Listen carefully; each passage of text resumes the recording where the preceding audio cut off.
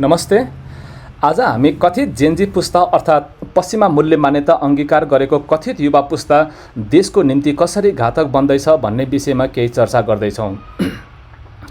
पश्चिमा प्रभावबाट तयार भएको कथित जेनजी पुस्ताले नेपालको संस्कार, संस्कृति, नैतिक मूल्य मान्यता, गौरवगाथा, इतिहास के पनि बुझ्दैन। यस्तो अनैतिक जथासत्तामा पुग्नु भनेकै देशको समाप्ति हो। 2046 सालताका अहिले बदनाम भएका दलालहरू सबै जेनजी थिए, अहिले बुढो भएको मात्रै हो। हिजो यिनीहरू जेनजी हुँदा के गरे? नेपालको समस्या जेनजी सेन्जीसँग जोडिएको छैन। जेनजी पश्चिमाहरूले युवा पुस्ताको ऊर्जा दुरुपयोग गर्न भरेको एउटा रङ मात्रै हो। भनिन्छ नि, हजारौं कोसको दूरी पार गर्न सुरुमा एक कदम चाल्नुपर्ने हुन्छ। राष्ट्रको भाग्य पनि एक पुस्ताले निर्धारण गरेको हुन्छ। यदि कुनै पनि सनातन मूल्यबाट चल्दै आएको राष्ट्रमा एक पुस्तामा सङ्क्रमणकारी मूल्यहरू स्थापित गर्न सक्यो भने त्यो राज्य आफै समाप्त हुन्छ।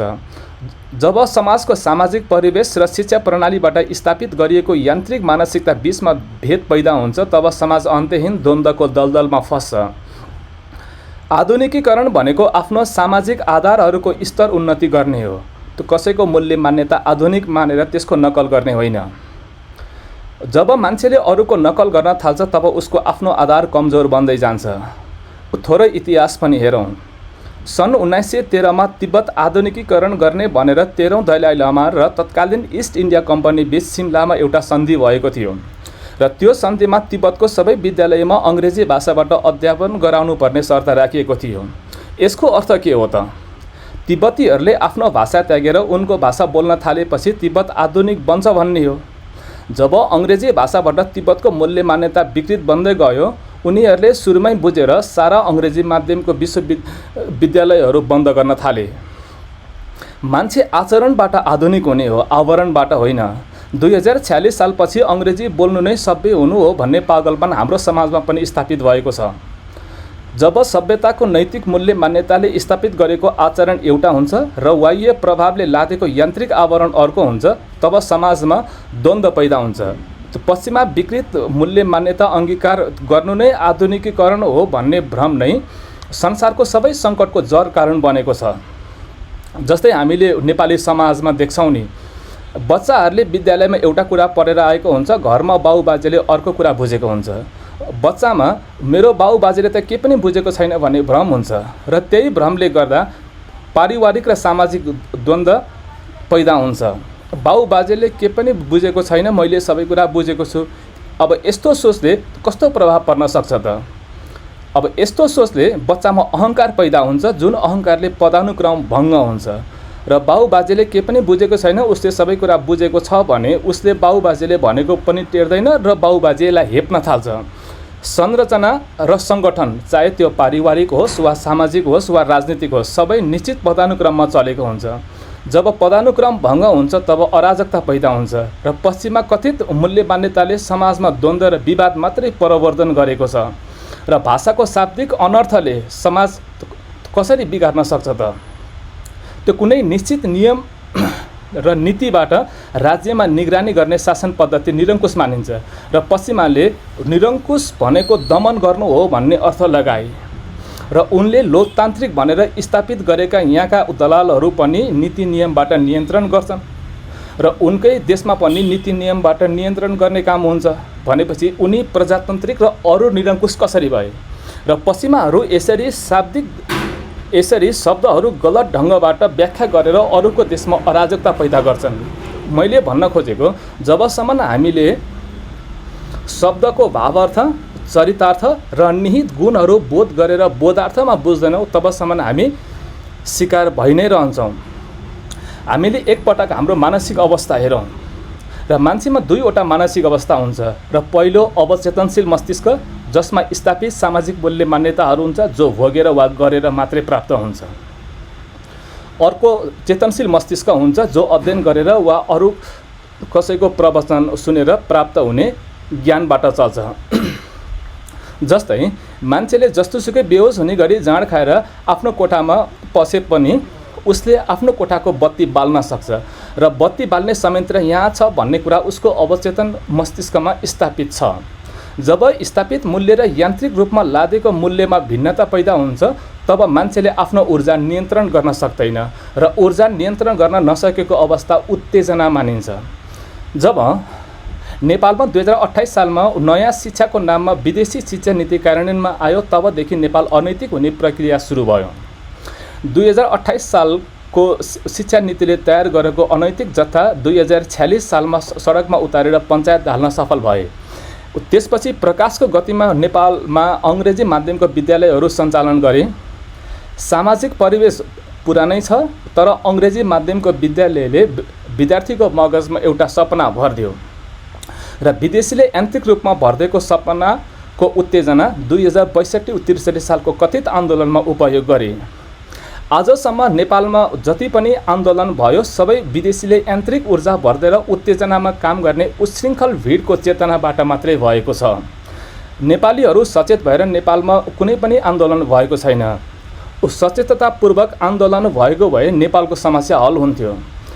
अरूले भरिदिएको उत्तेजनामा काम गर्ने निकृष्टले सकारात्मक नतिजा दिन सक्दैन र पश्चिमाले सडकमा उतार्ने भिड उपयोगी मूर्ख भन्छन् र मान्छे मूर्ख छ तर उपयोगी छ र नेपालीको ऊर्जा विदेशीको प्रतिकूल सत्ता ढालेर अनुकूल सत्ता स्थापित गर्ने अपराधभन्दा बाहेक अर्को कुनै पनि राम्रो क्षेत्रमा उपयोग भएको छैन। जस्तै जेनजी आतङ्कमा जति पनि मूर्खहरू उपयोग गरेर विध्वंस मच्याउन लगाए कोही पनि माथि पुगेन र आन्दोलनमा प्रयोग भएको मूर्ख प्रयोग मात्रै हुन्छ, उसले के पनि प्राप्त गर्दैन। जस्तै झोले सधैँ झोले नै रहिरहन्छ, झोले कहिले पनि नेता बन्दैन। हाल अत्याधिक नेपाली चिन्ता एङ्जाइटी र हीनताबोध डिप्रेसनको शिकार किन भइरहेको छ त? मान्छेको ऊर्जा गलत स्थानमा दुरुपयोग भएपछि मान्छे चिन्ताको शिकार हुन्छ। त्यो पश्चिमाहरू एउटा सपना देखाएर मान्छेको ऊर्जा उत्तेजित पार्छन् र त्यो ऊर्जा गलत स्थानमा दुरुपयोग गरेर दुरुत्साहन गरिदिन्छन्। जस्तै 2046 सालमा जुन सपना देखाएर सडकमा उतारे त्यो कुनै पनि सपना पुरा गर्न दिएनन् र उनीहरूले जस्तो राज्य व्यवस्था स्थापित गर्छौँ भनेर सपना देखाए वास्तविकता त ठ्याक्क त्यसको उल्टो भयो। 2062-63 सालमा जुन उद्देश्य देखाएर उत्तेजित भिड सडकमा उतारे काम त ठ्याक्क त्यसको उल्टो गर्न लगाए। हालसालै भएको कथित जेनजी आन्दोलनको माग नेपालमा भ्रष्टाचार अन्त्य गर्ने र देशमा सुशासन स्थापित गर्ने भन्ने थियो। 73 वर्षको बुढी सर्वोच्च अदालतमा पार्टीको झोले नियुक्त गरेर बदनाम भएको सुशीला कार्की प्रधानमन्त्री बनाउन जेनजी आन्दोलन भएको त थिएन। मैले भन्न खोजेको मान्छे उत्तेजित बनाएर पुरानो भन्दा झन घातक सङ्कटमा हाल्नु नै पश्चिमा राजनीति हो। एउटाबाट एकपटक ऊर्जा दुरुपयोग भएपछि मान्छे निराशामा पुग्छ। निराशा भनेको मनोवैज्ञानिक समस्या हो र मान्छेमा निराशा पैदा गरेर उनको अपराधको प्रतिरोधै गर्न नसक्ने गरी सडकमा पछार्नु नै उनको राजनीतिक हो। मान्छे प्रतिकारै गर्न नसक्ने स्थानमा झार्दैपछि जतिसुकै अपराध गरे पनि हुन्छ। जस्तै नेपालमा कसैले पनि न्याय पाउँदैन नि। न्याय दिएन भने अपराध संस्कारको रूपमा संस्थागत हुन्छ। न्यायपालिका अपराध संस्थागत गर्न खडा गरिएको अड्डा हो, समाजमा सद्भाव कायम गर्नको निम्ति होइन। यो कुरामा हामी स्पष्ट बन्नुपर्ने हुन्छ। जबसम्म हामीले हाम्रो ऊर्जा आफ्नै हितमा उपयोग गर्न सक्दैनौँ तबसम्म हामी चिन्ता र हीनताबोध जस्तो मानसिक रोगबाट मुक्त हुँदैनौँ। हामीले सङ्कट बुझ्नको निम्ति रोगको सिद्धान्त बुझ्नुपर्ने हुन्छ। रोग भित्रीबाट पैदा हुँदैन। रोगले हाम्रै शरीरको एउटा कोशिकामाथि प्रभाव पार्छ र त्यही सङ्क्रमित कोशिका आधिकारिक बनेर अन्य कोशिकामा प्रभाव पार्न थाल्छ र शरीरभरि विस्तार हुन्छ। राज्यमा पनि एउटा दलाल आधिकारिक बनाएर सत्तामा पुर्यायो भने नि उसले आफ्नो सङ्क्रमण समग्र देशभरि विस्तार गर्न थाल्छ र नेपालमा विदेशी विकृत सङ्क्रमण दलका दलालहरूबाट विस्तार भयो र यदि कसैको घरमा धेरै हात हतियार भण्डारण गरिएको छ र त्यो घरको हतियार त्यही घरको सदस्यको मनोविज्ञान आक्रमण गरी वा वैचारिक दमन गरेर आफ्नै परिवार विरुद्ध प्रयोग गराउने अपराध नै वैचारिक दमन हो।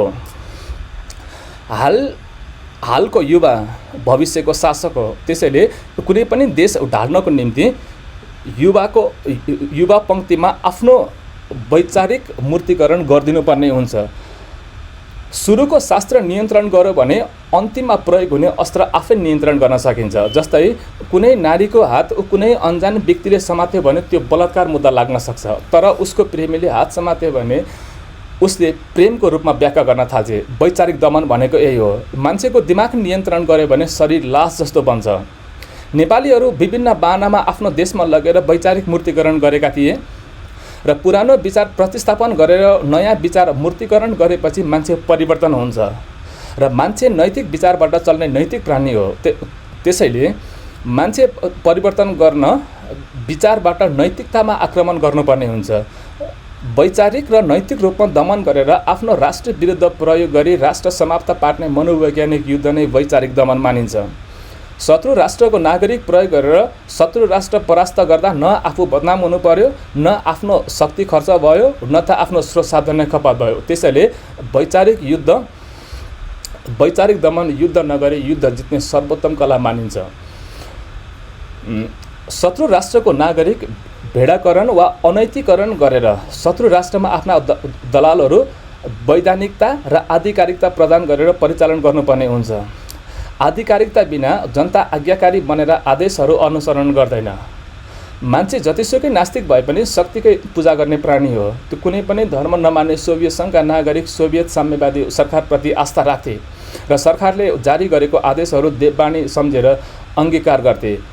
मैले भन्न खोजेको, जबसम्म आफूले परिचालन गरेका दलाल आधिकारिक स्थानमा पुग्दैन तबसम्म समग्र जनताको विचार दमन गरेर आफ्नो अनुकूलतामा प्रयोग गर्न सकिँदैन। मान्छेले पूजा आधिकारिकताको गर्छ। जबसम्म आफूले परिचालन गरेका दलालहरू आधिकारिक बन्दैन तबसम्म प्रजा आज्ञाकारी बन्दैन। जबसम्म प्रजा आज्ञाकारी बन्दैन तबसम्म आफूले सोचेको नीति र योजनाहरू कार्यान्वयनमा जाँदैन। जबसम्म आफ्नो वैचारिक नीति मूर्तिकरण हुन्न तबसम्म आफ्नो मूल्य स्थापित हुँदैन। जबसम्म आफ्नो मूल्य स्थापित हुन्न त्यस राष्ट्रको प्रजा आफ्नो अनुकूलतामा प्रयोग गर्न सकिँदैन। वैचारिक दमनमा परिचालन गर्नु पूर्व आफूले प्रयोग गर्ने दलालहरूको विचार दमन गरेर मुर्दाकरण गर्नुपर्ने हुन्छ। जबसम्म मान्छे आत्मिक र वैचारिक रूपमा मर्दैन तबसम्म उसले आफ्नो आदेश आँखा चिम्लेर पालना गर्दैन र वैचारिक दमनको असर र त्यसले भोलि आफ्नो देशमा पर्न सक्ने घात परिचालित दलालहरूले बुझ्यो भने त्यो काम गर्दैन। त्यसैले नेपालका सबै कथित शिक्षित वर्ग, बौद्धिक वृत्त, राजनीतिक वृत्त र सामाजिक वृत्तका निकृष्टहरू पश्चिमाको कथित मूल्य मान्यताहरूबाट पूर्ण रूपमा मुर्दै बनिसकेका छन्। हस्त, धन्यवाद।